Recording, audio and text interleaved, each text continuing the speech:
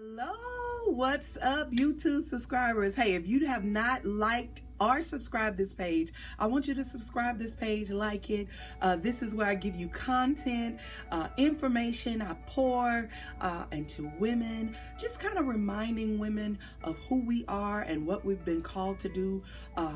Most of all, allowing us to get to a point to where we really see our destiny through the eyes of God, not people, but the eyes of God. Oh, if you don't know me, my name is Pastor Tonya Harton of the New Destiny Fellowship Church. Yes, I am a kingdom girl under the leadership of my amazing husband, Bishop Clyde Harton Jr. For that person that don't know me. For those that do, thank you so much. For those that have purchased my book, Church Hurt, but it helped, the blessing behind the lesson, I want to say thank you so much. I completely sold out. So excited about that. But I'm even more excited today to be back in the loop. I've been working on the book so long, so now I'm back in the loop of sharing content and information on this page. We've been dealing with the characteristics of women in the Bible, right? For those that have been watching, we've dealt with the characteristics of a godly woman. I think it was Abigail. We dealt with Eve. We've dealt with other women in the Bible. You got to go check it out. Characteristics of women in the Bible. And we've been doing this series for a minute now. I've been doing it with the Women of Destiny. Women of Destiny, if you are watching, I love you beyond measures. Everything I do for you. I thank you for always supporting, always loving. But to that other person that's watching, thank you. Here we go. We're going to be talking about characteristics. I really don't have a title for this. I guess you could deal with, we talked about it on Wednesday night at my Wednesday night Bible study with the women. So what I have them doing right now, they are discussing and they're bringing the different women to me about women in the Bible, as I just kind of take notes and go off of what they've learned about these women that are in the Bible. And so this particular woman, two of them that we're going to talk about today, is by the name of Queen Esther and Vesta. I think that's her name. V-A-S-H-T-I, Vesta. She was also a queen in the Bible. For that person that don't know, but her name is Queen Esther. We have Queen Esther and we have Vesta. And I want to deal with Queen Esther versus Vesta. Let's kind of talk about that. So I hope you have your pen and piece of paper. If not, just kind of listen to me on the canvas of your mind, write it down, think about it. But there's some different qualities that I want to talk about. So if I was to actually name this, I would name it Queen Esther versus Vesta, the qualities of a woman. What are the characteristics and the qualities that we should carry as a woman? That's what we're naming it. The qualities that we should carry of the woman. So we want to deal with the fact that Queen Esther, just to give you, I always give you my version. I want you to always read, study to show that self-approval, rightly dividing the word of God for yourself. Again, this is the Tonyanized version. This is not the Bible, so make sure you study. But I want to just kind of sum it up in a small amount of time of who these two women were. So I want to deal with Queen Vesta first. Queen Vesta was the queen of, I can't think of the name of the guy, but she was the queen with this guy. And so there was a banquet going on. There was a party back in the day, in that time when there were parties and all those things going on. People got drunk, they did all of these things. And so Queen Vesta's husband, which was the king, asked her to come in. She was in a room with a bunch of women, and when he asked her to come in, he asked her to come so that he could show her off, because Queen Vesta was a beautiful woman. She was gorgeous. And so he was kind of trying to show her off to the men, and he was drunk doing so. One of the things I loved about it is one of the ladies that talked about this lady by the name of Queen Vesta, she brought some great points. She was saying how, at the time with this man being drunk, she probably felt disrespected. And we're going to share more about that, because I'm going to talk about then, and I want to bring these women into 2020 right now. So dealing with Vesta, she's with these women, she's chilling, she's talking, whatever, and all of a sudden, her husband calls her and tell her to come here. But she knows that he's drunk and he may act a certain way. Not for sure. The Bible don't go into details of that. But she decided, I'm not coming in now. I'm not going to do that. So you had this guy by the name of Haman or something to that nature. Was like, look here, King, you need to put her in order. Like, she's in here with these women.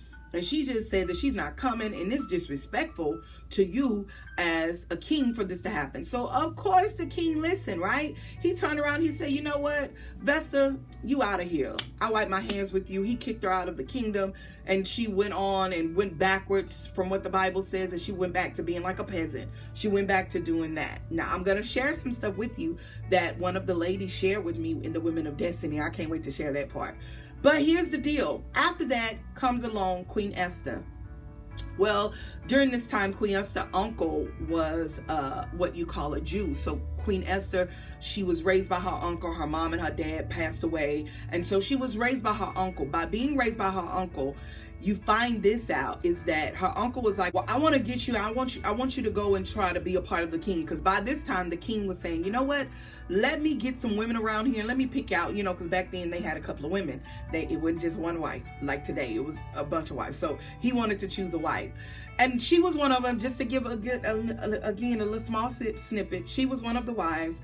Well, while she was a part of the wives, she ended up, her uncle, you know, would come to the gate, talk to her, because found out that this man by the name of Haman wanted to kill the Jews. And so she slowly did some things, and we'll share that in a minute. She slowly did some things, but there's 3 points I want to deal with today with Vesta and Queen Esther. Learning the difference between the two, learning that as women today that we have to do 3 things in order to make sure that we're walking in the characteristics of God, to make sure that we're walking in the order of God. God is a God of order. He's not a God of rebellion. He's not a God of discipline, disobedience. He's a God of order.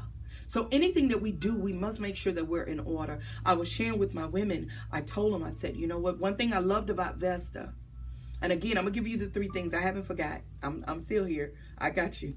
But the one thing I learned about Vesta, there was a couple of characteristics that she didn't carry. But then there's some that today in 2020 she could probably get away with. But not then. Not during that time. So here's the deal. There's 3 things that we have to make sure that we do as women versus Vesta versus Queen Esther. We got to make sure that we're walking in honor. You have to make sure that you honor those that are connected to you. You honor. Honor is so important. Number 2, we got to understand that we stay humble. Woo! That we stay humble. And I would add number 3, we stay holy. Okay, why these 3? Why these 2 women? Because some of those characteristics Vesta did not have. All of those characteristics Queen Esther did. Now, this day and time, if we look at Vesta in this day and time, we could say, the Bible doesn't tell us, but we could say that maybe she was being obedient because she didn't want to be disrespected by this man that was drunk. You know, there's no telling what he did when he was drunk. That was her husband, so she may have known something about him. And that's one of the things that my lady shared and she brought to light to us, was that she made a decision that, you know what, I'm walking out. And all my scholars and Bible I need you to just walk with me. I'm going somewhere. She may have stated that, you know what, you're not going to disrespect me, and you're not going to put all my beauty on display for your boys to see me. So you know what, I don't gotta listen to you. And we do have women out there like that. And there is a time and a place. There's a timing that you make a stand like that. There's a place that you make a stand like that. Your timing, texture, and tone. And that's when you gotta know when you make a stand like that. In this time, Vesta didn't make the right stand. Sorry. She didn't make the right stand at that time. But in this day and time, there are times that you as women, because of the different timing, we must make sure that we don't allow people to run over us. We don't allow people to mistreat us. We don't allow people to degrade us. We don't allow men to degrade us. We don't allow men to try to put us on a pedestal or let you be this girl on my side to where you have all beauty but no brains. No, we can't allow those things to happen. That's why it's very important. And anybody that follow me know that I will tell you in a minute. Books, there's knowledge and wisdom when you read. There's knowledge and wisdom that you find that will equip you. But there's also great people that God has surrounded you with to be able to impart into you, to hold you accountable to what you're supposed to do. And there's a time that God gives you the wisdom to know when to be quiet. Your timing and how to say it and when to say it. And when you're obedient to the voice of God, come here, Vesta, when you're obedient to the voice of God, you make sure that you are in the order of God. During that time, she was out of order. Because I don't believe, this is my personal, and I shared this with my women, I don't believe that God would allow your fruit to be deterred or allow you to go back to pagans. He would have gave you a greater, your favor would have been greater. The Bible says that you must know a tree by the fruit that it bears. And when your fruit don't look right, something's not right about that.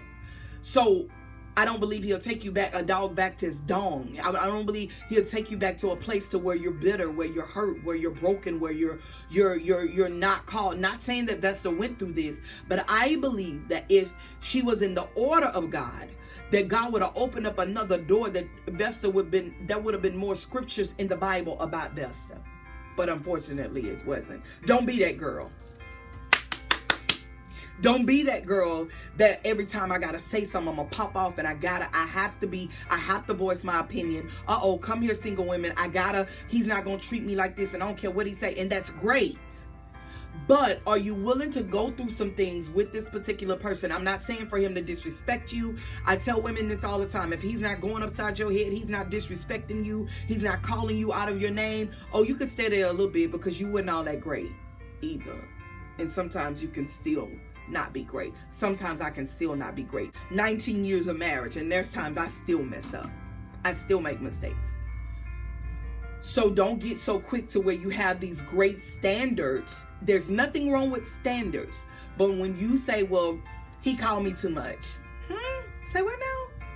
Girl, when you was begging about a month ago for somebody to call you and blow up your phone, but now you don't want nobody to call you. Okay. But also to that married person, well, he's not following God and he's not doing right and he's not listening to God. Have you taken the time to say, you know what, I'm going to pray about this. I'm going to seek God. I'm going to go before the Lord in prayer. I pray that as I'm praying that God will reveal some stuff, peel those onions, those things that stink to his nostrils off of me. And as he's peeling them off of me, I walk in obedience. And as I walk in obedience, my husband will walk in obedience. You're talking to a girl that experienced that. Shared with someone the other day how my husband did not want to go to church. My husband was trying to keep me from going to church. My husband, we're not going to church after 6 o'clock. And he would send me through all HE double hockey sticks so that I would not go to church. So that I would not, just cause an argument. But I made sure, after I realized what was happening, I made sure, because no matter what, when you married him or when you got with him, that was on your intelligence, nobody else's. So when I got with him, I knew what I married. I knew what I got into. I knew that he was not a guy that went to church all the time. I don't know what he was thinking when he married me. And I told him that I wanted a relationship with God. I think he thought we were going to church once a month and didn't realize I was going every Sunday and every Wednesday. But I couldn't push my God on him. Come here, Vesta. I'm still on Vesta. I couldn't get out of order with him because the Bible says that he's my husband and I must submit to him. I'm not saying be a dummy to him. I'm not telling, that ain't what I mean. What I mean is that God, I'm gonna make sure I do everything I can. This is what I had a wise woman tell me this. That's why it's great to connect with people with wisdom. And this woman told me, she said, baby, you make sure his bath water ran. You make sure those clothes are washed and clean. You make sure those dishes are washed. You make sure food is cooked. And if he has something to say after that, you know you did everything you could. And even give it up. Come on. It's your duty. Give it up. So you do all those things and he still comes against you. You got to realize what you're fighting against, even in your house, with your husband, with your wife, whomever. You're fighting against flesh and blood. Not flesh and blood, but against principalities in high places. So you got to learn to pray. You got to learn to seek God. And I shared how I anointed my husband as he was asleep because he didn't believe in all that. I remember speaking in tongues and him hitting on the door and saying, hey, you loud. Oh, okay, no problem. But you ain't gonna quench the spirit. But I'm gonna make sure that when you're not here, I'm a pray. Even when you hear I'm still praying, but you don't know that I'm praying. Oh, I don't have to be boastful about it. Come here, Vesta. I don't got to make no big boss move. No, baby. The Bible says that what you do in secret, God will bless you openly. And today, 19 years later, he's in church, a bishop, a pastor, beat me to church. It can happen, but you as a woman, you can't make big boss moves and then you end up being a pagan. You're going back to your dung. You got to make sure. I'm not telling you to be no doormat for anybody. I'm telling you to put in the work. What is the work? You in prayer. How do you become in prayer? Number one, you become you honor those that are around you. If you're married, you honor him. Now, if you're not married and you don't know, whatever, but you honor the people at your job. You honor your bosses. You honor the president. Even if you don't like him, you still got to honor him because he's your president. Come here. It's the law of the land. You got to honor them. Point blank, period. I don't have to be around the president. But one thing about it, at the end of the day, you my president. Hey, if you say we need to do A, B, C, D, and E, this is what we're going to do. I'm going to honor you. It's all about honor. God honors honor. God is a God of honor. We honor you. So I'm not going to disrespect my spouse because he's not being the man that I know he could be. What we need to do is go in prayer. If it's a 7-day fast and you seeking him and you calling out his name without him knowing. And even when he mess up again, or even when you go back, you got to repeat it. We're working on our 20th year. And even now, I'm learning him as a different man. And guess what? As I'm learning him as a different man, don't mean I like it. I don't like it.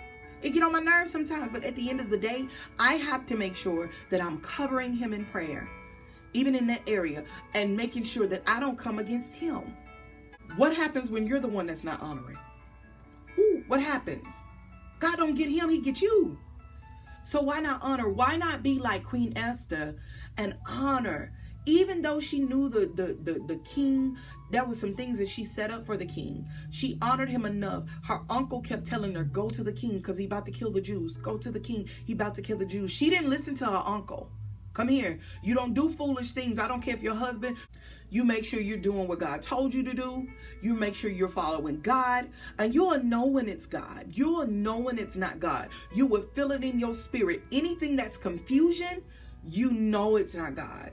But if your husband is asking for more of your time, for you to spend time, come on. Spend time with the man. Get off your phone. Talk to him. Why can I tell you that? I've been there. But if it's something that's out of the will of God, and you will know. But even in that, you still can't come against it. I don't know why I'm resting here, but you still can't come against it.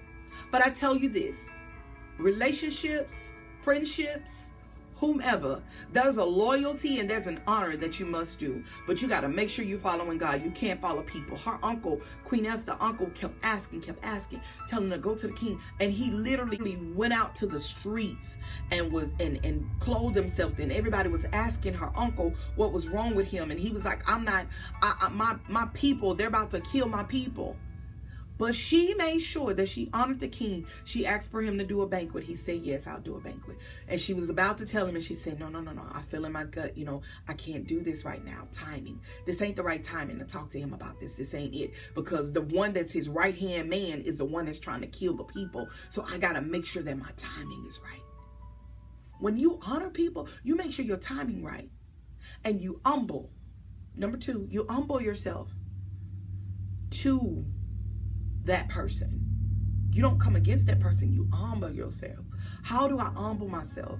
Is that the king said, yeah, go ahead and have the party. Let's do that.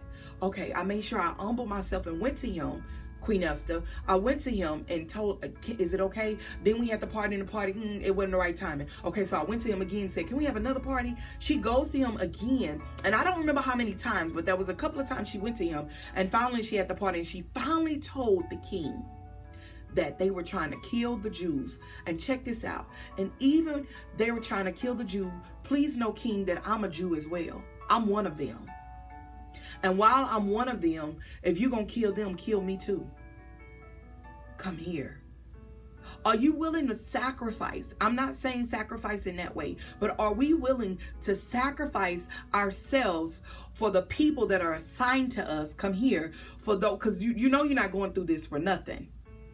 It's for those that are your remnant, those that are called to you, those that are assigned to you. Because guess what? Vesta, in front of women, the Bible says she was in a room full of women, and she did this in front of all these women. You mean to tell me that God was going to allow her to act up in front of these women, and now you're being the example in front of these women, and now they're supposed to follow you? No ma'am, no ham. That's not going to work. You mean to tell me that God is going to keep letting you mess up and keep letting you talk or do things that's not honoring people, that you're not being humble before the people, you're not doing none of these things, and he going, no, it does not work like that. We got to make sure that we humble ourselves, because you'll be exposed when you don't humble. Why can I tell you?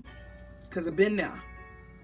So not only you humble, but you be holy enough to listen to God, not people. I know that sounds very, very contradicting, very, very. But one thing about Esther, she was very, very made sure that she did not go before the king until she knew for sure that even if I do this, I know that I'm being so submissive to God, and I'm telling you that I'm willing to die with my people. I'm willing to, okay, what do you mean, Tonya? Come here, let me help you. I'm willing to go through the sacrifice. I'm willing to go through the hell. I'm willing to go through the water. I'm willing to go through the blows that's going to come my way, even though it don't make sense to me, because really I don't have to do this.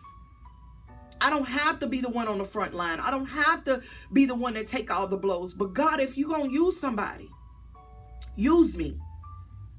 It don't feel good, but I'm going to be submissive to you, because I keep hearing you say, do this, do this. I keep hearing you say, start the business. I keep hearing you say, write the book. I keep hearing you say, I need you to be submissive to him. I keep hearing you say this. But God, okay, I'll be the person on the front line. I will allow my flesh to die. When I know I can say something, when I know I can do something, when I know I don't have to start no business, but God, I do it. Because it seems like the more I do, the more they come against me. Okay, Lord, I'll do it. Okay, God, I'll be obedient to your voice. Even when others don't understand, even when my husband don't understand, even when my children don't understand, I'm gonna be so submissive to you, to where those that are around me are going to have to be submissive. How can I tell you this? Because I would never forget the day that my husband walked in the church and he clowned me the whole day before the church. And he don't mind me sharing this. I shared it in my book, Shameless Plug, Marriage Survival Guide. How I went to this church and my husband gave me all kind of headache, and he sat on a whole nother side of the church. And as he sat on the other side of the church, and it was a night service, but I felt like God told me I needed to go. You need to go. You got to go to this church service. You can't miss this one. So I made sure I cleaned up. I did everything I was supposed to do as a wife. Hear me. Why am I shaking? God, I did everything I was supposed to do. Not that I wanted to. I didn't, because I feel like I'm a grown woman. I can do what I want to do. Come on, Vesta. You can't make me do nothing. But I submitted to God and did everything I was supposed to do as a wife. And all of a sudden, my husband decided to come. Can I tell you, on that same night, it was never about me, but it was about him. A woman prophesied over him. She said these words, that I need every minister to stand up in here. My husband was so livid at me. He was mad. He had our daughter. She was like 6-7 months at the time, my oldest daughter. And he was furious. And this woman said, I need all ministers to stand up. And my husband didn't stand up. She said, just because you're not standing, don't mean that you're not called. You are called to be a minister. When I say I was on the other side of the room and I cried out before the Lord, because God, I could have been Vesta, and I could have said, forget you and everything else. I'm going to follow God. But I honored him. I was humble to him. And I was holy enough to listen to God. And because of that, 19 years later, not only is my husband became a minister, he became a pastor, and he became a bishop over other pastors. I come to say this. Who wouldn't want to walk in the shoes of Queen Esther? Who wouldn't want to have the characteristics of Queen Esther? There's nothing like honoring God, honoring his people that he set before us to be leaders over us, humbling before God and before people that are in leadership. Your husband is the leader of your home. I don't know why I keep talking about husbands. Your husband, your boss is your supervisor. You're not the supervisor. You're the person over the company is the leader. You are the leader. If you have your own company, you're the leader. And you should be honored. But every leader should have a leader. Don't tell me who you're over till you tell me who you're under. You gotta be able to be accountable to somebody, and you gotta be able to humble to somebody. What I love about my spiritual mother, she's not impressed with me, but she holds me accountable. What I love about my husband, he's not impressed with me, but as his wife, he holds me accountable. He helps me. He makes sure that I don't get a level head, because I'm a woman. I'm emotional, and I'm all over the place. I'm like the thing on the machine when you're getting ready to, when you got the thing going up and down. I'm that girl. I'm up and down. I need him to be the line, so he could keep me balanced, because I'm emotional. I'm all over the place. So I gotta humble myself to somebody. I gotta honor somebody. And I gotta make sure I stay holy enough to listen to God. My husband says this: holy enough to listen to God, love his people, and lead the people. You gotta be holy enough to listen, holy enough to love, and holy enough to lead, man. You can't lead nobody if you're not listening, if you don't have your ear to the ground, if you're not a woman that's on the wall. What do I mean? A woman that's praying. You gotta be. So I want to encourage you in this. Queen Esther, be the example. If you're walking investor, it's a good and bad thing. I don't know. You just got to be careful with that. You just got to make sure you're honoring. You got to make sure that your timing and your texture and your tone is right. What do I mean? Make sure it's the right time. Don't just go off on people just because you can. Don't just push this guy away because you can't deal with his attitude. It's the right time. Talk about it. Right timing. Talk about it. If y'all got that type of conversation, that type of communication, build that before you even marry him. Secondly, you got to have the right texture. You got to make sure when you say it, would you say this to somebody at your church? Would you talk to them like that? Would you talk to your coworker like that? Would you talk to your supervisor like that? Make sure your texture right. Make sure your tone is right. Like, you can't come all, hey, look, we got to sit down and talk. No. You got to have the right tone. Babe, I want to really talk to you. We have some issues, and I would really like, my husband and I call it, we used to call it this, can I have a truth moment? Truth moment from the game. Truth moment. I don't know if you watched the show called The Game, where Melanie and this guy had a truth moment. We have a truth moment.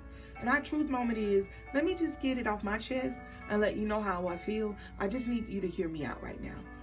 I don't want any comeback. I don't want you to come back and say anything. This is just my heart. I want you to hear my heart. It's taken different when you have the right tone. But most of all, make sure that we as women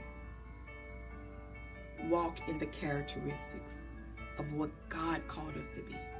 The whole thing for characteristics of women in the Bible is for us to see ourselves through these women's eyes. Are you Queen Vesta? Or are you Queen Esther? Make sure you're walking in what God called you to do. Thank you so much for watching. This is your girl. Hey, go follow me on Facebook. Go follow me on Instagram. Subscribe here on YouTube. As well as you can go to my website, buy any of my books or anything like that. www.ndfcworldchanges.org. Until then, May 16th, mark your calendars. I'm going to have a book, a workbook to the church hurt, but it helped. I have a workbook where we're going to be deep diving. My goal is to get you to heal properly with church hurt. So in the workbook, which will be here that day, you could heal properly. Thank you for rocking out with me. Stay blessed in all you do. Until next time, we'll be dealing with someone else in the Bible that is a woman. Until then, stay blessed.